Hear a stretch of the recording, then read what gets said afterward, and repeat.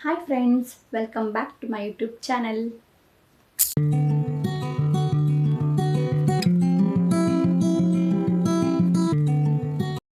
ಇವತ್ತು ನಾನು ಅದೇ ಕಾರ್ನ್‌ಫ್ಲೋರ್‌ನ ಯೂಸ್ ಮಾಡಿಕೊಂಡು ಒಂದೊಳ್ಳೆ ಸ್ವೀಟ್ ರೆಸಿಪಿನ ಮಾಡಬೇಕು ಅಂತ ಅಂದ್ಕೊಂಡಿದ್ದೀನಿ.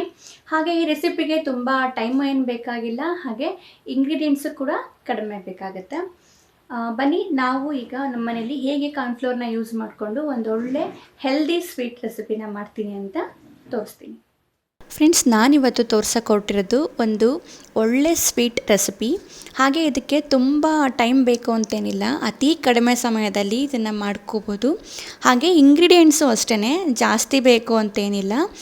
ಒಂದು 2-3 ಇಂಗ್ರೀಡಿಯೆಂಟ್ ಇದ್ದರೆ ಸಾಕು. ಅಂದರೆ ಕಾರ್ನ್‌ಫ್ಲೋರ್, ಬೆಲ್ಲ, ಹಾಲು ಇಷ್ಟಿದ್ರೆ ಸಾಕು. ಈ ಸ್ವೀಟ್ನ ಈಸಿಯಾಗಿ ಯಾರು ಬೇಕಾದರೂ ರೆಡಿ ಮಾಡ್ಕೋಬೋದು.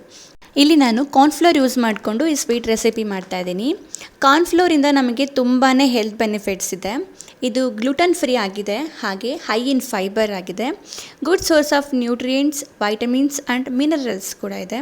ಅಷ್ಟೇ ಅಲ್ಲ, ಇದು ಎನರ್ಜಿನ ಬೂಸ್ಟ್ ಮಾಡುತ್ತೆ. ಇಲ್ಲಿ ನಾನು ಒಂದು ಚಿಕ್ಕ ಕಪ್ಪಾಗುವಷ್ಟು, ಅಂದರೆ ಚಿಕ್ಕ ಸ್ಮಾಲ್ ಟೀ ಗ್ಲಾಸ್ ಅಂತಾರಲ್ಲ, ಆ ಗ್ಲಾಸಲ್ಲಿ ನಾನು 1 ಗ್ಲಾಸಷ್ಟು ಕಾರ್ನ್‌ಫ್ಲೋರ್ ತೊಗೊಂಡಿದ್ದೀನಿ, 1.5 ಗ್ಲಾಸಷ್ಟು ಬೆಲ್ಲ, ಹಾಗೆ ಅದಕ್ಕೆ 4 ಗ್ಲಾಸಷ್ಟು ಹಾಲು ತೊಗೊಂಡಿದ್ದೀನಿ. ಹಾಗೆ ಸ್ವಲ್ಪ ಡ್ರೈ ಫ್ರೂಟ್ಸ್ನ ಸಣ್ಣದಾಗಿ ಕಟ್ ಮಾಡಿ ಇಟ್ಕೊಂಡಿದ್ದೀನಿ. ಹಾಗೆ ಒಂದು ಸ್ವಲ್ಪ ಏಲಕ್ಕಿ ಪೌಡರ್ನ ತೊಗೊಂಡಿದ್ದೀನಿ. ಇಲ್ಲಿ ನಾನು ನಿಮಗೆ 1 ಕಪ್ಪಷ್ಟೇ ಹಾಲು ತೋರಿಸ್ತಾ ಇದ್ದೀನಿ, ಬಟ್ ನಾನು ಹಾಕೋಬೇಕಾದ್ರೆ ಅದನ್ನು 4 ಕಪ್ ಮೆಷರ್ ಮಾಡಿಕೊಂಡು ಹಾಕ್ಕೊಳ್ತೀನಿ. ಇಷ್ಟೇ ಅಲ್ಲ, ಇದಕ್ಕೆ ಇನ್ನೊಂದು ಮೇನ್ ಇಂಗ್ರೀಡಿಯೆಂಟ್ ಅಂದರೆ ತುಪ್ಪ ಇಲ್ದಲೆ ಯಾವ ಸ್ವೀಟ್ ತಾನೇ ಕಂಪ್ಲೀಟ್ ಆಗುತ್ತೆ ಹೇಳಿ? ಹೌದು. ಹಾಗಾಗಿ ಈ ಸ್ವೀಟಿಗೆ ನಾನು ತುಪ್ಪ ಹಾಕ್ಕೊಳ್ತೀನಿ. ತುಪ್ಪ ಸ್ವಲ್ಪ ಜಾಸ್ತಿನೇ ಬೇಕಾಗುತ್ತೆ. ಅಂದರೆ ಆ ಟೇಸ್ಟ್ ರಿಚಾಗಿ ಬರಬೇಕು ಅಂದರೆ ನಾವು ತುಪ್ಪನ ಯೂಸ್ ಮಾಡಬೇಕಾಗುತ್ತೆ. ಇಲ್ಲಿ ಫಸ್ಟು ನಾನು ಒಂದು ಪ್ಯಾನ್ಗೆ, ಅಂದರೆ ಸಾಸ್ ಪ್ಯಾನ್ಗೆ ನಾನು 1 ಕಪ್ ಆಗೋಷ್ಟು ಕಾರ್ನ್‌ಫ್ಲೋರ್ನ ಹಾಕ್ಕೊಂಡೆ. ಅದಕ್ಕೆ 4 ಕಪ್ ಆಗೋಷ್ಟು ಹಾಲು ಹಾಕ್ಕೊಳ್ತಾ ಇದ್ದೀನಿ. ನೀವು ಯಾವ ಕಪ್ಪಲ್ಲಿ ಕಾರ್ನ್‌ಫ್ಲೋರ್ ತೊಗೊತೀರಾ, ಎಲ್ಲ ನಾನು ಹೇಳೋ ಅಷ್ಟು ಮೆಷರ್ಮೆಂಟ್ಸು ಅದೇ ಕಪ್ಪಲ್ಲಿ ತೊಗೊಳ್ಳಿ. ಹದ ಕನ್ಸಿಸ್ಟೆನ್ಸಿ ತುಂಬ ಚೆನ್ನಾಗಿ ಬರುತ್ತೆ. ಹಾಗೆ ಈ ಕಾರ್ನ್‌ಫ್ಲೋರ್ನ ಸ್ವಲ್ಪನೂ ಗಂಟಿಲ್ದಂಗೆ ನೀವು ಕೈ ಆಡಿಸ್ಕೋಬೇಕಾಗುತ್ತೆ. ಸ್ವಲ್ಪ ಟೈಮ್ ಆಗುತ್ತೆ, ಇದು ಒಂದು 3 to 4 ಮಿನಿಟ್ಸ್ ಟೈಮ್ ಆಗುತ್ತೆ. ಆದರೆ ನೀಟಾಗಿ ಫುಲ್ ನೀಟಾಗಿ ಇದು ಮೆಲ್ಟ್ ಆಗುತ್ತೆ ಹಾಲು ಜೊತೆಗೆ. ಹಾಗೆ ನೆಕ್ಸ್ಟ್ ಇದಕ್ಕೆ ನಾನು 1.5 ಗ್ಲಾಸಷ್ಟು ಬೆಲ್ಲ ಹಾಕ್ಕೊಳ್ತಾ ಇದ್ದೀನಿ. ಈಗ ನೋಡಿ, ಫಸ್ಟ್ ನಾನು 1 ಕಪ್ಪಷ್ಟು ಬೆಲ್ಲ ಹಾಕ್ಕೊಂಡೆ. ಈಗ ನೆಕ್ಸ್ಟ್ ನೋಡಿ, ಅರ್ಧ ಗ್ಲಾಸಷ್ಟು ಬೆಲ್ಲ ಹಾಕ್ಕೊಳ್ತಾ ಇದ್ದೀನಿ. ನಮ್ಮ ಮನೇಲಿ ಸ್ವೀಟ್ ಸ್ವಲ್ಪ ಕಡಿಮೆನೇ ತಿನ್ನೋದು, ಹಾಗಾಗಿ ನಾನು 1.5 ಕಪ್ಪಷ್ಟು ಬೆಲ್ಲ ಹಾಕ್ಕೊಂಡೆ. ನಿಮಗೆ ಸ್ವೀಟ್ ತುಂಬ ಇಷ್ಟ, ನಿಮ್ಮನೆ ಸಿಹಿ ಜಾಸ್ತಿ ತಿಂತಾರೆ ಅಂತಂದರೆ ನೀವು 2 ಕಪ್ಪಷ್ಟು ಬೆಲ್ಲ ಹಾಕ್ಕೋಬೋದು, ಯೂಸ್ ಮಾಡ್ಬೋದು. ಇಲ್ಲಿ ನಾನು ಇನ್ನೊಂದು ಏನು ಮಾಡಿದೆ ಅಂದರೆ, ನಾನು ಬೆಲ್ಲನ ಹಾಗೆ ಹಾಕ್ಕೊಂಡ್ಬಿಟ್ಟಿದ್ದೀನಿ. ಇದು ಟೈಮ್ ಸ್ವಲ್ಪ ಕಿಲ್ ಮಾಡುತ್ತೆ, ಅಂದರೆ ಬೇಗನೆ ಆಗಲ್ಲ, ಬೆಲ್ಲ ಕರಗಬೇಕು. ಹಾಗಾಗಿ ನೀವೇನು ಮಾಡಬೇಕಂದ್ರೆ, ಬೆಲ್ಲನ ಕರಗಿಸಿ ಹಾಕ್ಕೊಂಡ್ರೆ ಟೈಮ್ ಸ್ವಲ್ಪ ಸೇವ್ ಆಗುತ್ತೆ. ಓಕೆನಾ? ಬೆಲ್ಲ ಕರಗಿಸಿ ಸೇಮ್ ಕ್ವಾಂಟಿಟಿಲಿ ಮೆಷರ್ ಮಾಡಿ ನೀವು ಹಾಕ್ಕೊಳ್ಳಿ. ಬೆಲ್ಲನ ಸಣ್ಣದಾಗಿ ನಾನು ಕುಟ್ಟಿ ಪುಡಿ ಮಾಡಿ ತೊಗೊಳೋದ್ರಿಂದ ಕರಗೋದಕ್ಕೆ ಅಷ್ಟು ಟೈಮ್ ತೊಗೊಳ್ಳಿಲ್ಲ. ನೋಡಿ, ಈಗ ಸಂಪೂರ್ಣವಾಗಿ ಬೆಲ್ಲ ಆ ಹಾಲಲ್ಲಿ ಕರಗಿದೆ. ಮತ್ತು ನಾವಿಲ್ಲಿ ಹಾಲು ಬಿಸಿಯಾಗಿರೋ ಹಾಲನ್ನ ಯೂಸ್ ಮಾಡಬಾರ್ದು, ತಣ್ಣಗಾಗಿರೋ ಹಾಲನ್ನ ಯೂಸ್ ಮಾಡ್ಬೋದು, ಅಥವಾ ಬಿಸಿ ಮಾಡ್ದಲ್ಲೇ ಇರೋ ಹಾಲನ್ನು ಯೂಸ್ ಮಾಡ್ಬೋದು. ಅಂದರೆ ಕಾಯಿಸ್ದಲ್ಲೇ ಇರೋ ಹಾಲನ್ನು, ಅಂದರೆ ಪ್ಯಾಕೆಟ್ ಹಾಲನ್ನ, ರಾ ಹಾಲನ್ನ ನೀವು ಯೂಸ್ ಮಾಡ್ಬೋದು. ಇಲ್ಲಿ ನಾನು ರಾ ಹಾಲನ್ನ ಯೂಸ್ ಮಾಡಿದ್ದೀನಿ, ಬಿಸಿ ಮಾಡ್ದಲ್ಲೇ ಇರೋ ಹಾಲನ್ನೇ ಯೂಸ್ ಮಾಡಿದ್ದೀನಿ. ಈಗ ಫ್ಲೇಮ್ ಆನ್ ಮಾಡ್ಕೊಂಡಿದ್ದನ್ನ ಯಾವಾಗಲೂ ಸಿಮ್ಮಲ್ಲಿ ಇಟ್ಕೊಂಡೇ ಮಾಡಬೇಕು. ಹಾಗೆ ಕೈ ಫುಲ್ಲು ನೀವು ಸ್ಟಿರ್ ಮಾಡ್ತಾನೇ ಇರಬೇಕು. ಕೈ ಮಾತ್ರ ಯಾವುದೇ ಕಾರಣಕ್ಕೂ ಬಿಡಕ್ಕೆ ಹೋಗಬೇಡಿ, ಬಿಟ್ಟರೆ ಗಂಟಾಗೋ ಚಾನ್ಸಸ್ ಇರುತ್ತೆ. ಹಾಗೆ ಇದು ಕಾರ್ನ್‌ಫ್ಲೋರ್ ಯೂಸ್ ಮಾಡೋದ್ರಿಂದ ಇದು ನಮ್ಮ ಡೈಜೆಸ್ಟಿವ್ ಹೆಲ್ತ್ನ ಇಂಪ್ರೂವ್ ಮಾಡೋಕ್ಕೆ ಹೆಲ್ಪ್ ಮಾಡುತ್ತೆ. ಅಷ್ಟೇ ಅಲ್ಲ, ಇದರಲ್ಲಿ ಆ್ಯಂಟಿ inflammatory and anti accident properties ಕೂಡ ಇದೆ. ಇದು ನಮ್ಮ ಹಾರ್ಟ್ನ ಹೆಲ್ತ್ನ ಕಾಂಟ್ರಿಬ್ಯೂಟ್ ಮಾಡೋಕ್ಕೂ ಯೂಸ್ ಮಾಡ್ತೀವಿ.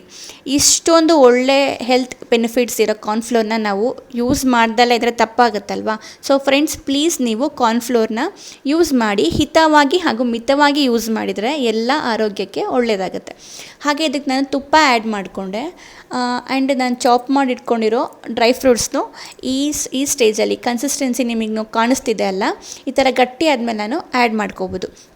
ಇಲ್ಲ ನೀವು ಈ ಸ್ಟೇಜಲ್ಲಿ ನಾನು ಆ್ಯಡ್ ಮಾಡ್ಕೊಳ್ಳೋಕೆ ಇಷ್ಟ ಆಗಲ್ಲ ಅಂದರೆ ನೀವು ಗಾರ್ನಿಷಿಗಷ್ಟೇ ಸ್ವಲ್ಪ ಮೇಲೆ ಸ್ಪ್ರಿಂಕಲ್ ಮಾಡ್ಕೋಬೋದು ಡ್ರೈ ಫ್ರೂಟ್ಸ್ನ. ಬಟ್ ನಾನು ಈ ಸ್ಟೇಜಲ್ಲೇ ಆ್ಯಡ್ ಮಾಡಿಕೊಂಡೆ. ನೀವು ಬೇಕಾದರೆ ಗಾರ್ನಿಷಿಗೆ ಬೇಕಾದ್ರೆ ಅದನ್ನು ಮೇಲೆ ಸ್ವಲ್ಪ ಸ್ಪ್ರಿಂಕಲ್ ಮಾಡೋಕ್ಕೆ ಬೇಕಾದರೂ ನೀವು ಆ್ಯಡ್ ಮಾಡ್ಕೋಬೋದು.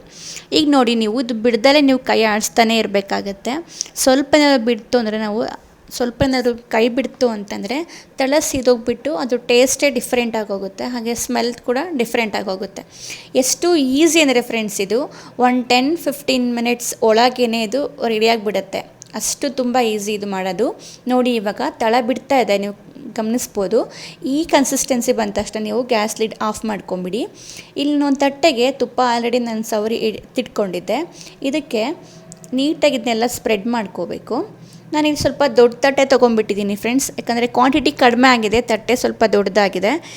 ನೀವು ಕ್ವಾಂಟಿಟಿ ಕಡಿಮೆ ಇದ್ದರೆ ಸ್ವಲ್ಪ ಚಿಕ್ಕ ಪ್ಲೇಟ್ ತೊಗೊಳ್ಳಿ. ಹಾಗೆ ಅದನ್ನು ಸೆಟ್ ಮಾಡಾದಮೇಲೆ ಇದಕ್ಕೆ ಕೊಬ್ಬರಿ ತುರಿ ಹಾಕಬೇಕು. ಕೊಬ್ಬರಿ ತುರಿ ಇದನ್ನ ಮೇನ್ ಇಂಗ್ರೀಡಿಯೆಂಟ್ ಅಂತಲೇ ಹೇಳ್ಬೋದು. ಇದು ಹಾಕಿದ್ರೆ ಎಕ್ಸ್ಟ್ರಾ ಫ್ಲೇವರ್ ಆ್ಯಡ್ ಆದಂಗೆ ಆಗುತ್ತೆ.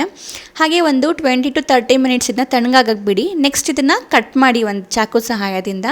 ನೋಡಿ ಎಷ್ಟು ಈಸಿಯಾಗಿ ಇದು ಕಟ್ ಆಗ್ತಿದೆ ಅಂದರೆ ನೋಡ್ತಿರ್ಬೋದು. ಆಗಲೇ ಅದು ತಳ ಬಿಡ್ತಾ ಇದೆ, ಅಷ್ಟು ನೀಟಾಗಿ ಸೆಟ್ ಆಗಿದೆ. ಹಾಗೆ ಈಸಿಯಾಗೂ ಮಾಡ್ಬೋದು ಇದನ್ನು.